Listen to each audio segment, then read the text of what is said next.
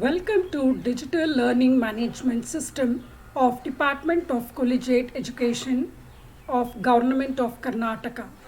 ಕರ್ನಾಟಕ ಸರ್ಕಾರದ ಕಾಲೇಜು ಶಿಕ್ಷಣ ಇಲಾಖೆಯ ಡಿಜಿಟಲ್ ಕಲಿಕಾ ನಿರ್ವಹಣಾ ವ್ಯವಸ್ಥೆಗೆ ಸ್ವಾಗತ. Today we are here to study about the topic Principles of Good Reporting System, Session 53 of Unit 5 Management Reporting of 6th Semester BCom Subject Management Accounting. ಇವತ್ತು ನಾವು 6ನೇ semester BComನ ನಿರ್ವಹಣಾ ಲೆಕ್ಕಪತ್ರ ವಿಷಯದ 5ನೇ ಅಧ್ಯಾಯವಾದಂಥ ಮ್ಯಾನೇಜ್ಮೆಂಟ್ ರಿಪೋರ್ಟಿಂಗ್ನ ಸೆಷನ್ 53ರ ಟಾಪಿಕ್ ಆದಂಥ ಪ್ರಿನ್ಸಿಪಲ್ಸ್ ಆಫ್ ಗುಡ್ ರಿಪೋರ್ಟಿಂಗ್ ಸಿಸ್ಟಮನ್ನು ಕಲೀಲಿಕ್ಕೆ ಇಲ್ಲಿ ನಾವು ಹಾಜರಾಗಿದ್ದೇವೆ. I am Rajani TV, assistant professor of commerce, government first grade college, Devanahalli. General principles of good reporting system or essentials of a good reporting system. ತತ್ವಗಳು, principles ಅಂದ್ರೇನು? ತತ್ವಗಳು. ಸೊ ನಾವು ಪ್ರೀವಿಯಸ್ ಸೆಷನಲ್ಲಿ requisites of a good reporting ಸಿಸ್ಟಮನ್ನು ಕಲ್ತಿದ್ದೀವಿ. ಇದೂ ಸಹ ಅದಕ್ಕೆ ಆಧಾರ ಪಟ್ಟಿರುವಂಥದ್ದು. ಸೊ ಜನರಲ್ ಪ್ರಿನ್ಸಿಪಲ್ಸನ್ನು ನಾವು ಏನು ಫಾಲೋ ಮಾಡಬೇಕು, ಏನು ತತ್ವಗಳಿರಬೇಕು, ಅದು ಒಳ್ಳೆಯ ಒಂದು ವರದಿ ಇರುವಂಥ ಪದ್ಧತಿ ಇದೆ ಅನ್ನಿಸ್ಕೋಬೇಕಾದ್ರೆ ಏನೇನು ತತ್ವಗಳನ್ನು, ಅಂಶಗಳನ್ನು ಇಲ್ಲಿ ಫಾಲೋ ಮಾಡಬೇಕು ಅಂತ ಇಲ್ಲಿ ನಾವು ನೋಡೋಣ ಈ ಸೆಷನ್ನಲ್ಲಿ. Reporting system enables management at all levels to keep itself abreast of past performance as well as developments, and it facilitates a check on individual operating levels. Right? ಅಂದರೆ ಪಾಸ್ಟ್ ಪರ್ಫಾರ್ಮೆನ್ಸಿಂದ ಏನು ನಡೆದಿದೆ ಮತ್ತು ಈಗ ಆಗ್ತಾ ಇರೋವಂಥ ಡೆವಲಪ್ಮೆಂಟ್ಸ್ಗಳು ಏನಿದೆ ಅದು ಎಲ್ಲದರ ಬಗ್ಗೆಯೂ ಒಂದು ಚೆಕ್ ಅಂದರೆ ಏನು, ಅದ್ರ ಬಗ್ಗೆ ಒಂದು ಗಮನವನ್ನು ಹರಿಸಲಿಕ್ಕೆ, ಇಂಡಿವಿಜುವಲ್ ಆಗಿ ಒಂದೊಂದು ಲೆವೆಲ್ಸಲ್ಲೂ ಚೆಕ್ ಮಾಡಲಿಕ್ಕೆ, ಗಮನ ಹರಿಸಲಿಕ್ಕೆ ನಮಗೆ ಈ ವರದಿ ಬೇಕಾಗುತ್ತೆ. Based on the reports management takes crucial decisions. So ಈ ರಿಪೋರ್ಟ್ಗಳ ಆಧಾರದ ಮೇಲೇ ಮ್ಯಾನೇಜ್ಮೆಂಟ್ ಅವರು ಮುಖ್ಯವಾದ ನಿರ್ಧಾರಗಳನ್ನು ಮಾಡ್ತಾ ಇರ್ತಾರೆ. ಸೊ ಆದ್ದರಿಂದ ಈ ಒಂದು ರಿಪೋರ್ಟಿಂಗ್ ಸಿಸ್ಟಮಲ್ಲಿ ಕೆಲವೊಂದು ತತ್ವಗಳನ್ನು, ಪ್ರಿನ್ಸಿಪಲ್ಸ್ಗಳನ್ನು ಅವರು ಅಳವಡಿಸ್ಕೋಬೇಕಾಗತ್ತೆ. ಮೊದಲನೇದಾಗಿ ಪ್ರಾಪರ್ ಫಾರ್ಮ್. ರೈಟ್? ಸೊ ನಾವು ಒಂದು ಪರ್ಟಿಕ್ಯುಲರ್ ಫಾರ್ಮ್ಯಾಟಲ್ಲಿ ಅದನ್ನು ನಾವು ಅವ್ರಿಗೆ ನೀಡಬೇಕಾಗತ್ತೆ. ಅಂದರೆ ವರದಿ ನೀಡೋದು ಹೇಗಿರಬೇಕು ಅಂತ ಹೇಳಿದ್ರೆ ಅದಕ್ಕೆ ಒಂದು ಪ್ರಿಸ್ಕ್ರೈಬ್ಡ್ ಆಗಿರುವಂಥ ಫಾರ್ಮ್ಯಾಟ್ ಆಗಿರಬೇಕು. ಅಂದರೆ ಈ ರಿಪೋರ್ಟ್ ಹೀಗೆ ಇರುತ್ತೆ ಅನ್ನೋದು ನಮ್ಗೆ ಅನ್ನಿಸ್ಬೇಕು. ಈಗ ಸೇಲ್ಸ್ ರಿಪೋರ್ಟ್ ಅಂದರೆ ಹೀಗಿರುತ್ತೆ, ಅಥವಾ ಫ್ಲೆಕ್ಸಿಬಲ್ ಬಡ್ಜೆಟ್ ಅಂದರೆ ಹೀಗಿರುತ್ತೆ, ಕ್ಯಾಶ್ ಫ್ಲೋ ಸ್ಟೇಟ್ಮೆಂಟ್ ಹೀಗಿರುತ್ತೆ, ಫಂಡ್ ಫ್ಲೋ ಸ್ಟೇಟ್ಮೆಂಟ್ ಹೀಗಿರುತ್ತೆ, ರೇಷಿಯೋ ಅನಾಲಿಸಿಸ್ ಹೀಗಿರುತ್ತೆ. ಸೊ ಒಂದು ಪರ್ಟಿಕ್ಯುಲರ್ ಫಾರ್ಮಲ್ಲಿ ಇರಬೇಕು. Right? General principles of good reporting system are essentials of a good reporting system. Reporting system enables management at all levels to keep itself abreast of past performance as well as developments, and it facilitates a check on individual operating levels. Based on reports, management takes crucial decisions. Hence, the essentials of good reporting system are as follows. First point, proper form. In order to facilitate decision making, the information should be supplied in proper form. Proper time ಎರಡನೇ ಅಂಶ. ಅಂದರೆ ನಾವು ಯಾವಾಗಲೂ ಮಾಹಿತಿಯನ್ನು ಕೊಟ್ಟರೆ, ಯಾವಾಗಲೂ management ಅವ್ರು decision ತಗೊಂಡ್ರೆ ಏನೂ ಪ್ರಯೋಜನ ಆಗಲ್ಲ. ಸರಿಯಾದ ಸಮಯಕ್ಕೆ ಯಾವುದೇ ರೀತಿಯಲ್ಲಿ ನಿರ್ಲಕ್ಷ್ಯತೆಯನ್ನು ತೋರಿಸದ ಹಾಗೆ ನಾವು ವರದಿಯನ್ನು ನೀಡಬೇಕಾಗತ್ತೆ. ಯಾವುದೇ ಒಂದು ನೋಟಿಸ್ ಇರ್ಬೋದು, ಅಥವಾ ಮ್ಯಾನೇಜ್ಮೆಂಟ್ ಅವರು ಸರಿಯಾದ ನಿರ್ಧಾರಗಳನ್ನು, ಅಂದರೆ ಕಂಟ್ರೋಲಿಂಗ್ ಡಿವೈಸ್, ಅಂದರೆ ಎಲ್ಲಿ ಕರೆಕ್ಷನ್ ಮಾಡ್ಕೋಬೇಕಾಗಿರುತ್ತೆ ಆ ನಿರ್ಧಾರಗಳನ್ನು ತಗೊಳ್ಬೇಕಾದ್ರೆ ನಾವು ಅವ್ರಿಗೆ ಸರಿಯಾದ ಟೈಮ್ಗೆ ನಾವು ರಿಪೋರ್ಟನ್ನು ನೀಡಬೇಕಾಗತ್ತೆ. Promptness is very important. So second point, proper time. Promptness is very important because information delayed is information denied. So ನೀವು ಇನ್ಫಾರ್ಮೇಷನ್ ಮಾಹಿತಿಯನ್ನು ಡಿಲೇ ಮಾಡಿದ್ರೆ ನೀವು ಮಾಹಿತಿನೇ ಕೊಟ್ಟಿಲ್ಲ ಅಂತಲೇ ಅರ್ಥ ಅದು. Right? Reports are meant for action. So ಮಾಹಿತಿ ಯಾಕೆ ಕೊಡ್ತೀವಿ ನಾವು? ಅದರಿಂದ ಅವರು action, they have to take some decision ಅಂತ. And when adverse tendencies or events or notices, action should follow forthwith. So ಕೆಲವೊಂದಕ್ಕೆ ಇಮಿಡಿಯೇಟ್ ಆ್ಯಕ್ಷನ್ ತೊಗೊಳ್ಬೇಕಾಗತ್ತೆ. The sooner the report is made, the quicker can be the corrective action taken.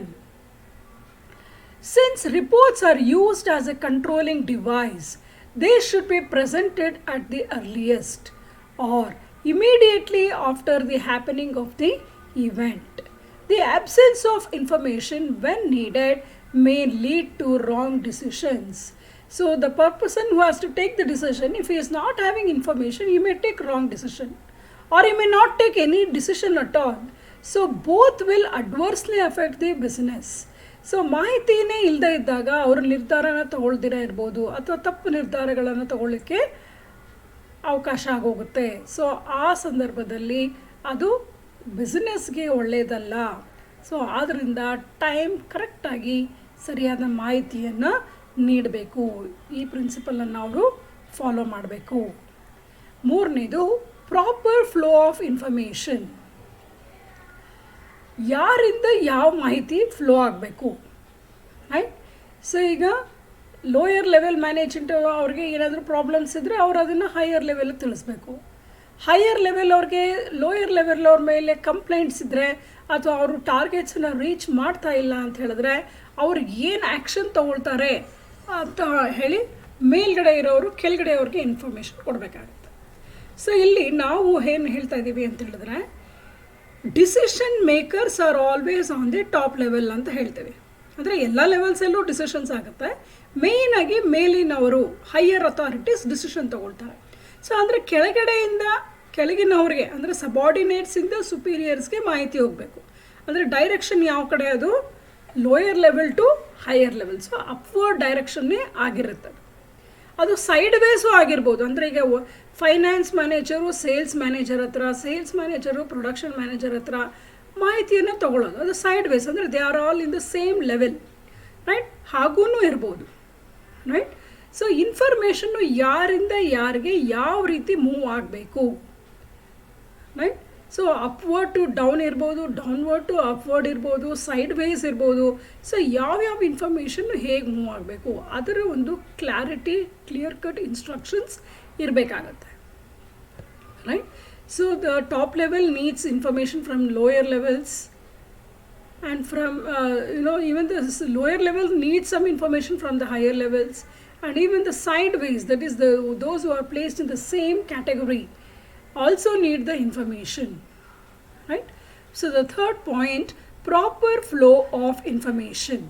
The information should flow from the right level of authority to the level of authority where the decisions are to be made. Further, complete and consistent information should flow in a systematic manner. Complete information irbeku. Consistency means there must be continuity, right? Continuous information flow agbeku. A good reporting should have a proper flow of information. The information should flow from the proper place to the right levels of management. Flow of information is a continuous activity and affects all the levels of organization. ಅದು ಯಾವಾಗೂ ಒಂದ್ಸಲ ಅಲ್ಲ, it should happen always, continuous ಆಗಿ ನಡೀತಾ ಇರುತ್ತೆ. Information may flow from upward, downward or sideways within an organisation. Orders, instruction, plans etcetera may flow from top to bottom. Reports, grievances, suggestions may flow from bottom to top. Notifications, letters, settlements may flow from outside. So ಅವರಿಂದ ಇವ್ರಿಗೆ ಯಾವ್ಯಾವ ಮಾಹಿತಿ ಬರುತ್ತೆ ಅನ್ನೋದರ ಒಂದು ಇನ್ಫಾರ್ಮೇಷನೆಲ್ಲ ಈ ಸ್ಲೈಡಲ್ಲಿ ಕೊಟ್ಟಿದ್ದೀವಿ. 4ನೇದು flexibility, right. So ನಮ್ಮ ಸಂಸ್ಥೆಯಲ್ಲಿ ಫಾಲೋ ಮಾಡುವಂತಹ ಒಂದು ಇಂಪಾರ್ಟೆಂಟ್ ತತ್ವ ಏನಾಗಿರಬೇಕು ಅಂತ ಹೇಳಿದ್ರೆ ಫ್ಲೆಕ್ಸಿಬಲ್ ಆಗಿರಬೇಕು. ಅಂದರೆ ನಾವು ತುಂಬ ರಿಜಿಡ್ ಆಗಿದ್ದರೆ we cannot move forward, right.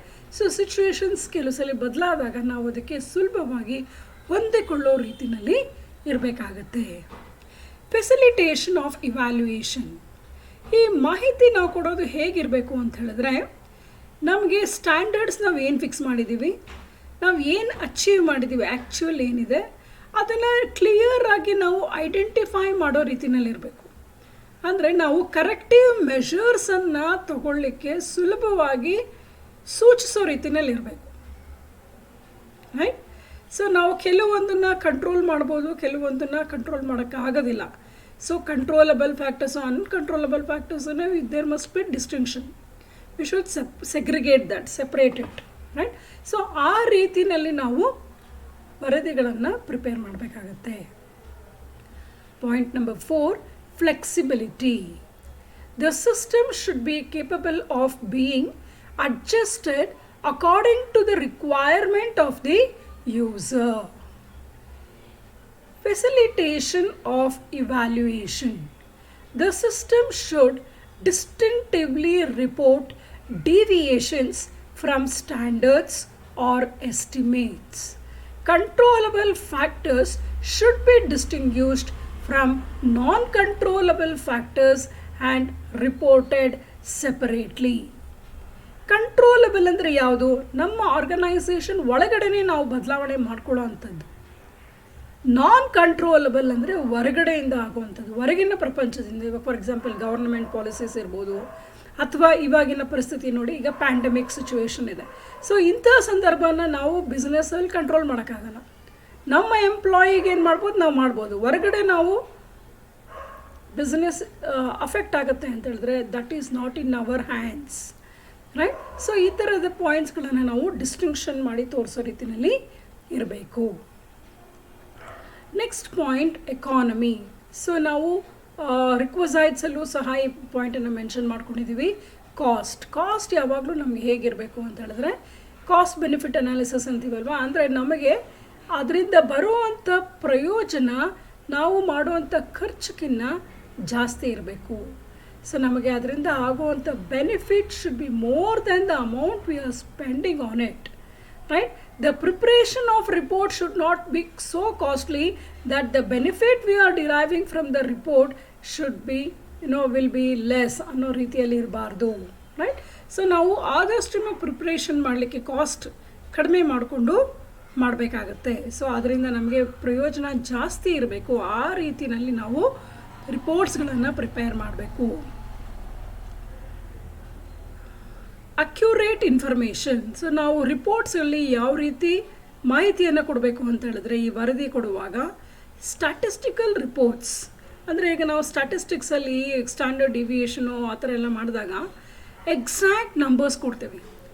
Particular decimal point ಸಹ ನಾವು ಹೇಳ್ತೀವಿ. 23.69 ಅಂತ ಹೇಳಿದಾಗ it is so accurate. So the accuracy also matters. ಕೆಲವು ಸಲ ನಾವು ಅದನ್ನು ಅಪ್ರಾಕ್ಸಿಮೇಟು ಕೂಡ ಮಾಡ್ಬೋದು, ರೌಂಡ್ ಆಫು ಮಾಡ್ತೀವಿ, ರೈಟ್. ಯಾಕೆ ಅಪ್ರಾಕ್ಸಿಮೇಟ್ ಮಾಡ್ತೀವಿ ಅಂತ ಹೇಳಿದ್ರೆ, ರೌಂಡ್ ಆಫ್ ಮಾಡ್ತೀವಿ ಅಂತ ಹೇಳಿದ್ರೆ ಅದು ಸುಲಭವಾಗಿ ಅರ್ಥ ಆಗಲಿ ಅಂಥೇಳಿ, ರೈಟ್. ಸೊ ನಾವು ಏನು ಮಾಹಿತಿ ಕೊಡ್ತಾ ಇದ್ದೀವೋ ಅಲ್ಲಿ ಅಕ್ಯುರಸಿ ಏನು ಬೇಕೋ ಅದಕ್ಕೆ ಸೂಕ್ತವಾದ ರೀತಿಯಲ್ಲಿ ನಾವು ಅಪ್ರಾಕ್ಸಿಮೇಷನನ್ನು ಮಾಡೋದು ಒಳ್ಳೆಯದು, right. Point number 6, economy. There is a cost for rendering information, and such cost should be compared with benefits derived from the report or loss sustained by not having the report. Economy is an information aspect to be considered while developing reporting system. ಕೆಲವು ಸಲ ನಾವು ವರದಿಯನ್ನು ಕೊಟ್ಟಿಲ್ಲ ಅಂದರೂ ಸಹ ಅದು ಸಹ ನಮ್ಮ ಬಿಸ್ನೆಸ್ಸಲ್ಲಿ ಲಾಸ್ ಆಗಲಿಕ್ಕೆ ಸಾಧ್ಯತೆಗಳಿರುತ್ತೆ. ಯಾಕಂದರೆ ನಾವು ರಿಪೋರ್ಟ್ ಕೊಟ್ಟಿಲ್ಲ, ಡಿಸಿಷನ್ಸ್ ತೊಗೊಂಡಿಲ್ಲ. ಸೊ ಆದ್ದರಿಂದ ಬಿಸ್ನೆಸ್ಗೆ ಲಾಸ್ ಆಗೋ ಸಾಧ್ಯತೆಗಳು ಇರುತ್ತೆ.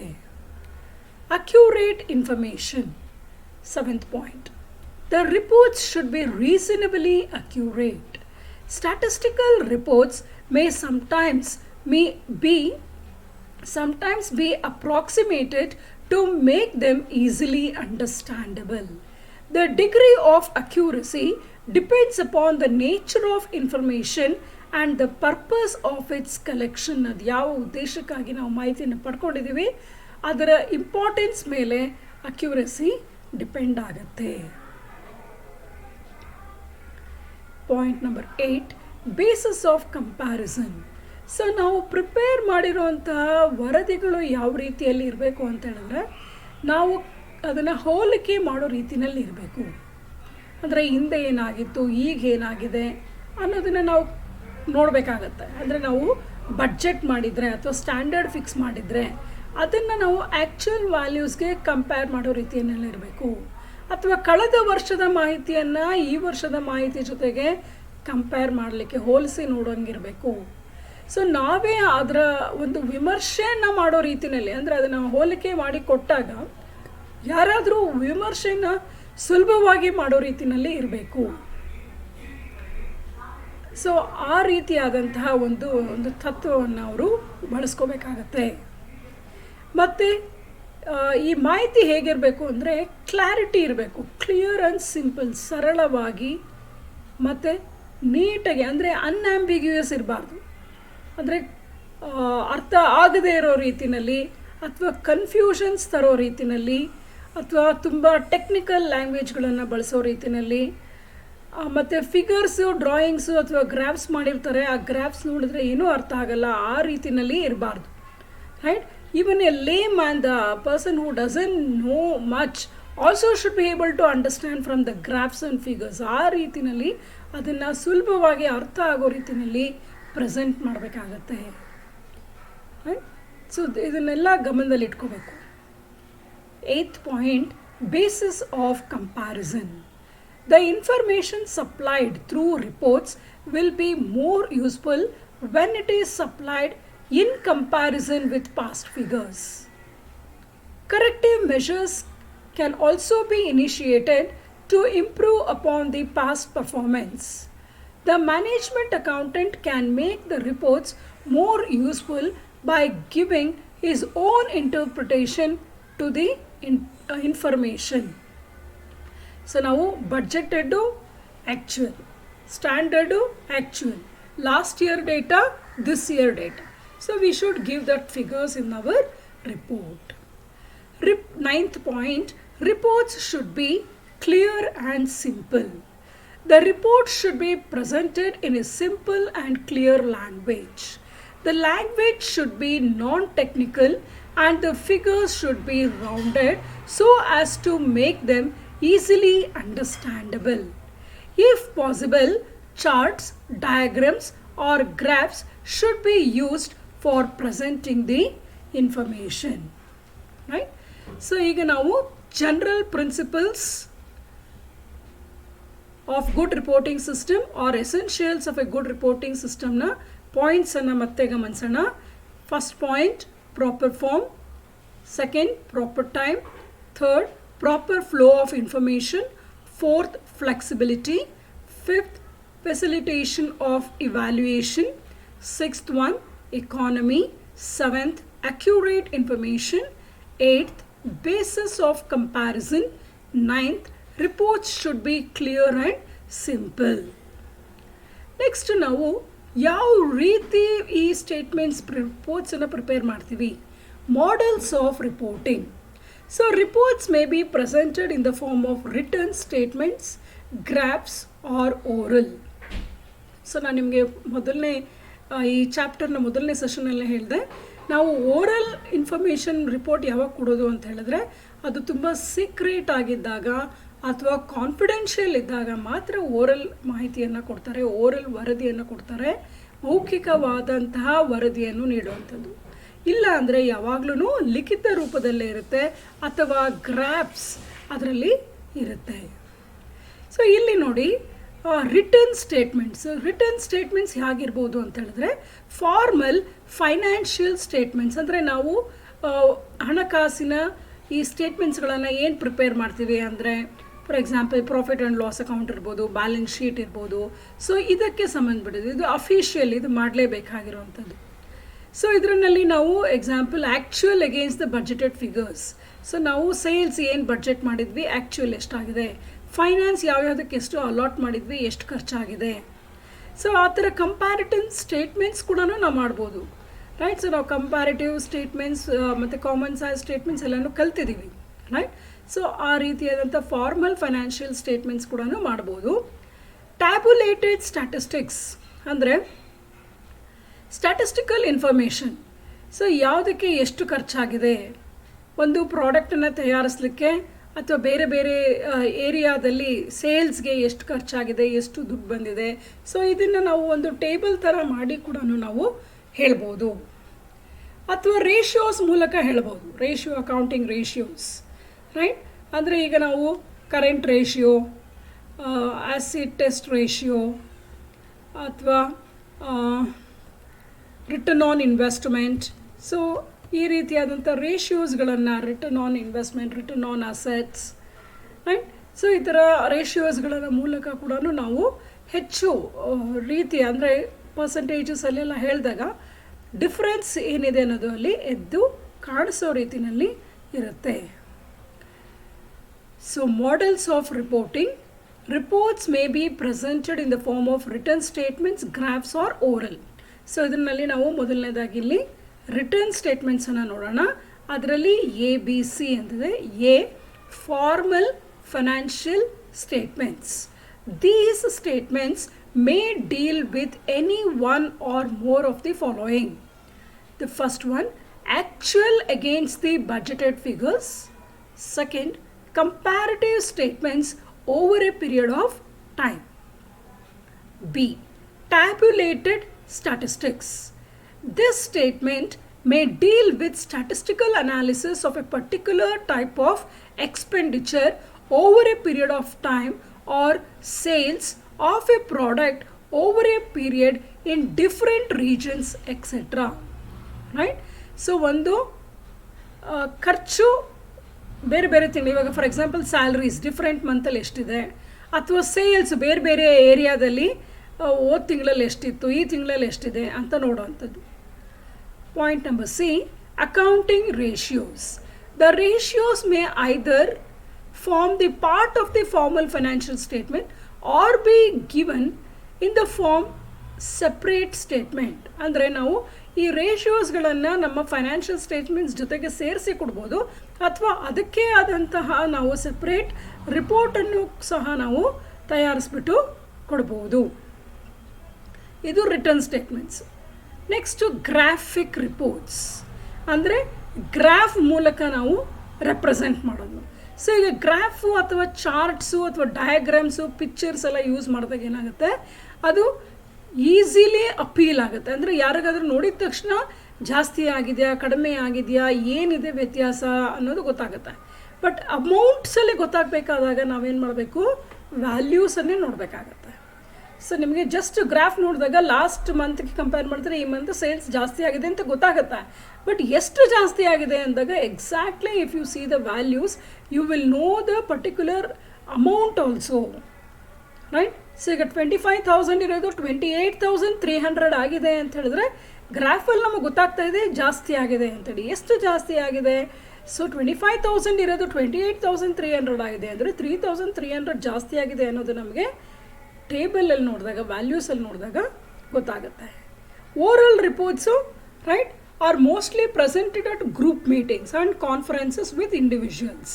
ಸೊ ಅಂದರೆ ಗ್ರೂಪಲ್ಲಿ ಮೀಟಿಂಗ್ ಮಾಡಿದಾಗ, ಕಾನ್ಫರೆನ್ಸ್ಗಳಲ್ಲಿ ಮಾತ್ರನೇ ಅದ್ರ ಬಗ್ಗೆ ಡಿಸ್ಕಸ್ ಮಾಡ್ತಾರೆ. ಯಾಕೆಂದರೆ ಅದು ರಿಟರ್ನಲ್ಲಿ ಇದ್ದಾಗ ಅದು ಸುಲಭವಾಗಿ ಬೇರೆಯವ್ರ ಕೈಗೆ ಸಿಗೋ ಚಾನ್ಸಸ್ ಇರುತ್ತೆ.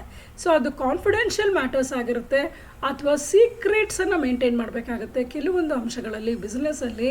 ಸೊ ಆದ್ದರಿಂದ ಅದನ್ನು ಮೀಟಿಂಗ್ಸ್ಗಳಲ್ಲಿ ಮಾತ್ರ ಡಿಸ್ಕಸ್ ಮಾಡ್ತಾರೆ. Second point, graphic reports.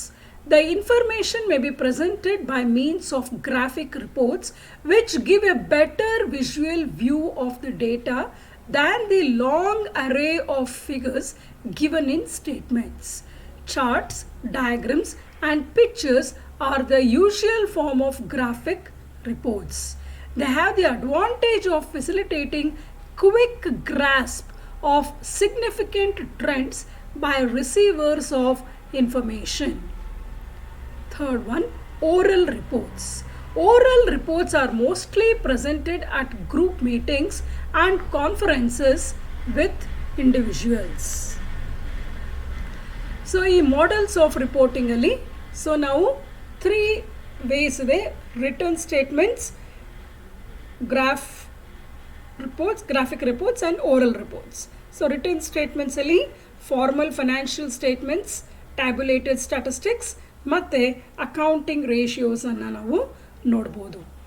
So ಈ ಒಟ್ಟು ಸೆಷನಲ್ಲಿ ನಾವು general principles of good reporting system ಅಥವಾ essentials of a good reporting system ಮತ್ತು ಮಾಡೆಲ್ಸ್ ಆಫ್ ರಿಪೋರ್ಟಿಂಗನ್ನು ನಾವು ಕಲ್ತಿದ್ದೀವಿ. ಸೊ ಇದನ್ನು ನೀವು ಲೆಂತಿ ಆನ್ಸರ್ಸ್ನ ಪ್ರಿಪೇರ್ ಆದರೆ you can write for 2 marks or you can write for 6 marks also. So I hope the session was useful to you all. Thank you.